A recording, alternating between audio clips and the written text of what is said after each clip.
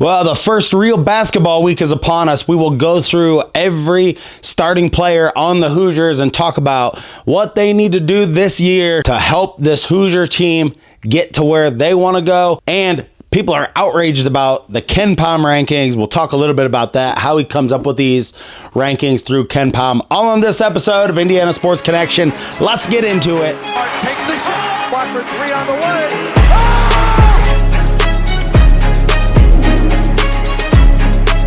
Hello guys, and thank you once again for joining me on Indiana Sports Connection. I am your residential anchor, Aaron. Thank you so much for being here and being part of this Indiana Hoosiers community on here. So it's basketball season is upon us. The football is on a bye week. Sorry, I did not make a video. Sorry. I went to the Tigers game last Thursday, which is normally a day I release a video. And after that, being up there in Detroit, my voice was like entirely gone. So I made a video on the weekend and it sounded like complete crap.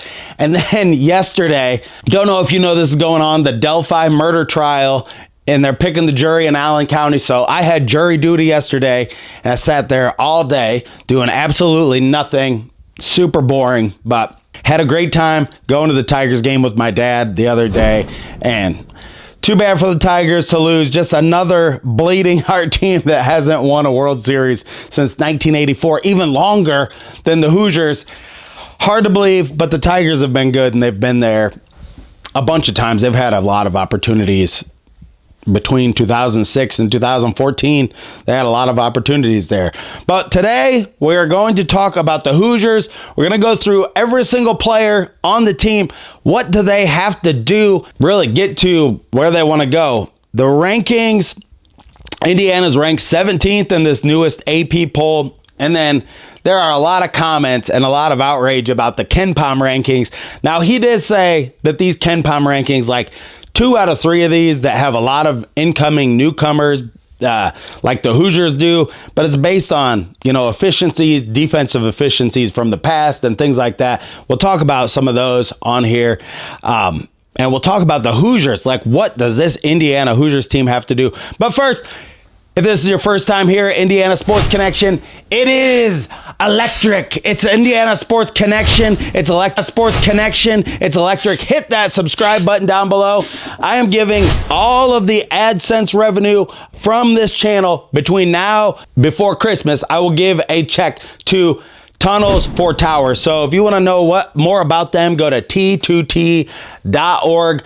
They do a lot of great things for veterans, and it's just a charity that I want to give the AdSense revenue from this channel because, look, I'm a grateful person. I'm grateful for all of you that watch this. So just by watching this, just by the video playing, just imagine fractions of pennies are going to veterans, just the fact that you're watching this. So, and then also a new sponsor on the show, BetUS.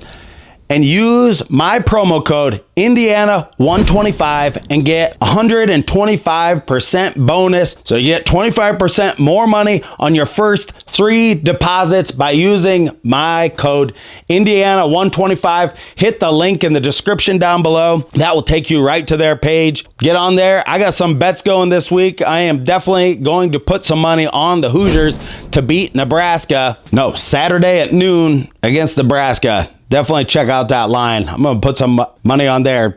Thank you. If you want to support the channel, that is a great way to get involved, put some skin in the game, and see what these Hoosiers are going to do. The basketball team is mainly what we're going to talk about today. So thank you so much for being here. You subscribed, you hit that thumbs up button. Thank you so much for being here and growing this Indiana Hoosiers community. And we're getting more and more people excited about the football team, which really amazes me how many people are really interested in what Curt Cignetti is doing out there. And it's amazing me too. At the end of this, we'll look at a couple of clips of this guy just, everything he says, he's calculating, pushing all the right buttons. So we'll look at a couple of clips of him at the end of this. But without further ado, let's get into talking about the Indiana Hoosiers. All right, so We're going to go through player by player and talk about who are the most important players on this team. And I kind of grouping these into 3 different groups. We will talk about the guards first, we will talk about forward second, and then we'll talk about some of the big guys last, what they really need to do to raise their level. And there are concerns. I mean, there is growth that needs to happen. The players who are returning, there has to be growth that we see on the court. So we will talk about what type of growth we really need to see from these guys and really what kind of shoes they really have to fill, because it's a lot of pressure, but that's what you want, right? You want a lot of pressure because that's what it's all about. If you beat your little sister at something, it doesn't mean anything, does it? You got to beat the best, and you got to be the best, and you got to pressure yourself and put yourself under that type of pressure to really make it happen. So my number 1 player on the Hoosiers is Miles Rice. To me, and the comp I have for him, he really reminds me a lot of Greg Graham. He has huge shoes to fill because Jalen Hood-Schifino is going to be the guy he's going to really be directly related to in how he came in and played as a freshman. Now, Miles Rice is not a freshman. He was the Pac-10 Freshman of the Year last year, and he also sat out the year prior. So he's really a third-year player, but we know about the cancer, and we know about what he's gone through. This kid, I love the way he talks. I love his dad. I've never met his dad, but the way he talks about his dad, how his dad is like, ripped him a new asshole in the locker room, and that like motivated him to play better. That's the type of stuff I like to hear from guys. Like, they realize sometimes sometimes somebody gets in your face and gets a little bit intense with you, and that can push you to the next level. I mean, I don't know if you ever read the book about Earl Woods and Tiger Woods. Classic of like, it's all mental, and a lot of all games are. It's 99% mental and 1% physical. Is that what they say about? That's not what they say. What do they say? Oh, I don't know. What do I say? What are you doing? He's ready. He's ready for the Nebraska game already. He's tailgating back there. He's grilling the chicken nugget. And Bob, are you tailgating? Are you tailgating on a Tuesday? Damn right we're tailgating on a Tuesday. You're going to be going out to a mattress store all day, and we're going to be sitting here doing nothing until you get back, all right? Well, that is true. So Miles Rice, just to wrap that up, is going to be him and the pick and roll, how he's going to be able to run this offense. I mean, him taking the place of Xavier Johnson, which I think everybody knows. He is one of the most hated players in the history of IU basketball. Sayonara to him. Just a guy like, God, nothing good to say about him. My next guy is Carlisle of the guards. This guy is like a mystery in a lot of ways to a lot of people. Now, there is a stat I saw come up. At the end of the year last year, he was 11 of 50. I know many people are saying, well, he's going to be a great spot-up shooter. Stanford put him in a lot of like really stressed out positions when he was playing at Stanford. They made him do everything because they had such a bad team. You got to like produce some type of pedigree. Mike Woodson has proven, I mean, he is not the type of coach that's going to just allow you to shoot like high volume amount of 3-pointers. I know they keep saying they're going to play fast. Playing fast does not mean changing your style. And I know Mike Woodson keeps on saying that his New York team shot the most 3-pointers in 2013. While that is true, teams started shooting a lot more 3-pointers going forward. And I think that's where he did not have the ability to adjust to the NBA game to really change his style to shoot like 45 threes a game rather than 30. It's like that for all the old time. Like my dad, and for me too. I still love to watch the 80s style basketball when you work the ball around and you get the ball close to the basket. I just do. That is just because I disagree. Like, I disagree with the way they play basketball now, but that still doesn't change my opinion that like we have to be able to shoot a volume of 3-pointers. I know I'm getting off the subject here, but this with the guards is going to be critical. Will Rice, Carlisle, Galloway, Cups, will these guys, will they be able to? I would really just like to see it be we shoot 20 a game. 23 pointers every game. I would like that. That would be a good kind of benchmark that we wouldn't fall so far behind. Just go back to some of the games that we even won or lost last year. We got beat in rebounding, offensive and defensive rebounding, being bad at shooting free throws, and then just at the 3-point line, we'd get outscored by 10. Like starting with a 10-point deficit. And I was just looking at some of those last 8 games and the stats again from last year. And I know this is a whole new team, but Carlisle, he's got NBA upside. So that is I don't really know what that means. It seems like all these guys, if they have any amount of talent, they think they're one and done players anymore. And that to me is indicative of a lot of an AAU system that loves to blow smoke up people's asses. Everybody's going to be not everybody can be in the NBA. Just like not everybody on this team can score 20 points a game. A wise man once said, you only play with one ball, okay? Galloway, the main thing with him, can he stop? He's not going to be playing point guard. Hopefully, he's not going to be bringing the ball up. And can he shoot at that 40% clip on 3-pointers? Now, he's not going to be a high volume shooter, and I wouldn't even want him to be a high volume shooter because he's not capable of making a lot of threes at a high volume. I don't think he does. I just don't think he has a shooting pedigree. And then Cups. We know Cups, and that Mike Woodson has talked a lot of positivity about Gabe Cups. Will Cups be coming off the bench? Will Cups work his way in over Carlisle? Is that a possibility? I don't know. As soon as we see this exhibition, and they got Hoosier Hysteria coming up this Friday. The next Friday, they got the exhibition. October 27th, they have the scrimmage against Tennessee, which I believe is going to be on TV. That is going to be the time when we're going to see how are these guys kind of gelling together? Are they able to put it together? Now let's move on to the forwards. You got Tucker, you got Goody, you got Mbako, your main forwards. And Hatton, I don't really know if Hatton is a shooter. He's going to play more down low, I believe. So I'm going to tell you that of all of these interviews I've seen, this Bryson Tucker, he is wise beyond his years. He really reminds me of a young Alan Henderson, just because he's so well spoken. Always loved Alan Henderson. And when he was a freshman and sophomore, his ability to run the floor and to really stretch the floor, game breaking on some of those teams, because there were so many other players to worry about. Could Bryson Tucker be that kind of guy who's just can really run the floor? Now, in one interview, and Hillbilly Monkey, we got a couple of clips of him. Let's play a clip of Bryson Tucker here, because I just love to hear what he has to say. And the player's perspective, I love his strategy that he wasn't in AAU. And it was really hard for Miller Kopp to kind of fathom that. He didn't play AAU. He didn't try to expose himself to all this bull crap. He just practiced the fundamentals with his dad. And so this guy could be a real game changer even this year or next year with Trent Sicily coming in. Think about that.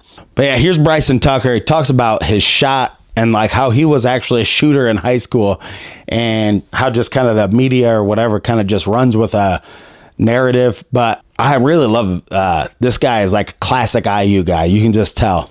So, head by the market. Roll it. Where are you at with your 3-point shot? How has it translated to this level in practice against this level of competition? It's nothing wrong with it. I know people love to talk about it, but it's never been anything wrong. In high school, I was known as a shooter. So it's when all the little allegations and all that stuff was coming out, I was you just got to run with it. But it's definitely been good. Just getting my feet wet. Still just learning each day. Just continuing to get better. So would it be fair to describe you as a career-level scorer? Then? Yes. That's how I would describe. If you would have asked me how would you describe, I would say that personally. So of those guys, can Tucker be more of a contributor? Be a guy off the bench, maybe that really can be a lightning bolt out there?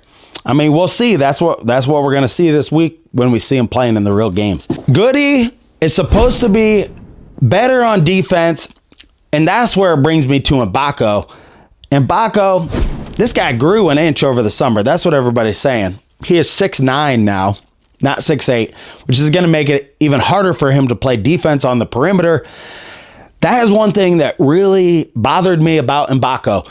Can he develop? There were many times last year I just thought Mbako, when he went to guard his guy around the three-point line, he ran up to him and he just kind of stood like this.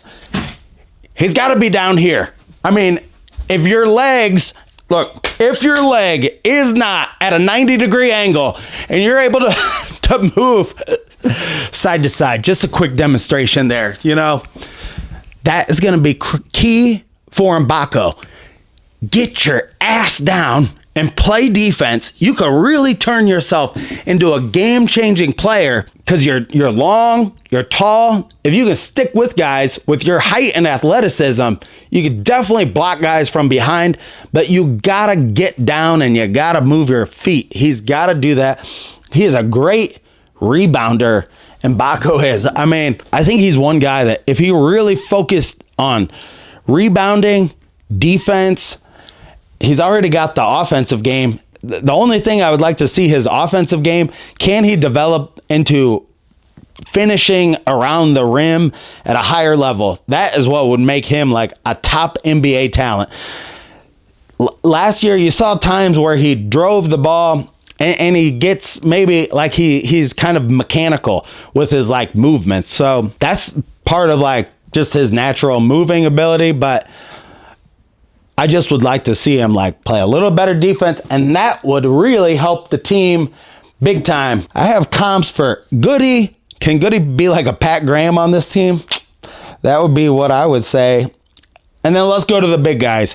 So Renew, let's talk about him first because he is going to have to try his hardest not to foul people. And if he plays more guys around the perimeter, and that's where college basketball is going, where he's going to play the 4 spot. He's going to have more and more quick guys around the perimeter. We saw Illinois play, last year and not have any big guys, and it's just going more and more that way in college basketball. So you can't go out there on the perimeter and just drape your arms. I looked at all of these analytical stats of Renew and how anytime he was playing against a smaller, quicker guy, he would just immediately do that. I think with Mike Woodson, with him, he really needs to set some type of a precedent early. Like if you're doing this stuff to lesser players on some of these lesser teams early on, yank him out of the game. Really like setting the message early, like you're not going to be in. We're not going to count on you. We can't count on you if you got 4 fouls, with 12 minutes left in the game every game. That's the bottom line. And he is probably one of our best elite finishers around the rim as far as touch. I've never seen a guy that has such great touch with his left hand. Can he develop more of his right hand also? I noticed teams last year, they were gunning for Renew because he only went to the same move over and over and over again. And he always wants to get the ball on this side of the block and then take the ball, boom, just like right across the block. And when you try to run that same move over and over again, coaches know it, teams know it. That's where you gotta find a different way. That's what being like a real pro, really working at your game really means. It means they're going to try to take something away from you. Give yourself something else to do. That's up to Renew. Ballo, we know he's a pretty good shot blocker. Not as good as like TJD or Ware. He's a big load. He's going to play 25 minutes a game. If Mike Woodson tries to play him more time than that, I think it could be a really bad thing, but he is definitely going to help our team in a big time way. And he's the number 2 most important player on this team because a lot of this is going to run through Miles Rice and Ballo in the pick and roll game, and then playing like Renew and trying to get the ball to guys. What I would love to see Mike Woodson run more of is like zoom action or Princeton ball sets where there's less dribbling. I would just like to see them go to, and I don't know if it was just Xavier Johnson style. There were times when he would just dribble around the perimeter, and Hood Schifino did that too. He was able to get away with it because he had such a high level of talent and such a great mid-range game and could knock down shots and just dribble to a spot and make a shot on the perimeter. I mean, the Ohio State game I was at with Hood Shafino was like, I think he had like, I don't know, 6 threes in the first half or something. He was just the type of guy that could take over games, and he won us a lot. Are we going to see a style change? We really don't know. I mean, every team says that they're going to play faster. They're going to be the hurrying Hoosiers. But Hatton and James, I don't really know these guys. I've not watched a ton of them on film. I really want to see them against some better competition and see how they're going to fit into this team before I really make any type of judgment. But there you go. That's your Indiana Hoosiers for the 2024-2025 season. Oh my God, are we all getting old? I mean, this is going on and on and on. The Ken Palm rankings, Hillbilly Monkey, pull up those Ken Palm rankings. Everybody's complaining about them, but let's just look at these for a second here. So they got Indiana like dead in the middle behind. So they're ranked 10th. Because see, Indiana's projected at a 10-10 record. I'm going to tell you, if that comes true, people are going to be very upset. Purdue up at the very top. Purdue and Illinois, I mean, their coaching and their pedigree gets them at the top. That's why this is a prove-it year. Not only for these players for IU, but for Mike Woodson, for everybody involved. You can't end this 10-10. We don't have a strong enough non-conference schedule to get a 10-10 record, I think, and get in. Indiana football crawled up the rankings to number 16. A couple days, Thursday, I will make a video talking about Indiana, Nebraska, and what we have to look forward to that. But I am so hyped to finally be in the week where we're going to see, you know, the Hoosier hysteria at Assembly Hall, and then we got the exhibition coming up, and then the other exhibition against Marion. I will be attending that game, and then the game the following week, I'm going to the Indiana game against Michigan, so going to be in Bloomington a lot here over this next month, watching the Hoosiers and seeing what this team looks like.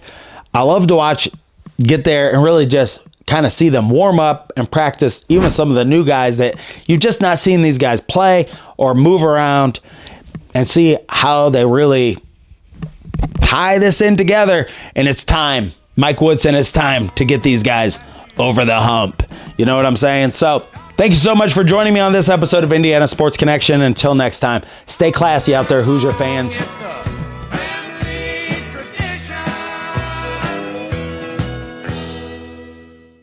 That there's no self-imposed limitations to what we can accomplish day in, day out, play in, play out. And we play that way. One play at a time, 6 seconds of play. Every play's got a life and a history of its own. Fast, physical, relentless. 11 guys doing their job, smart, disciplined, poised. Not affected by success or failure on the next play.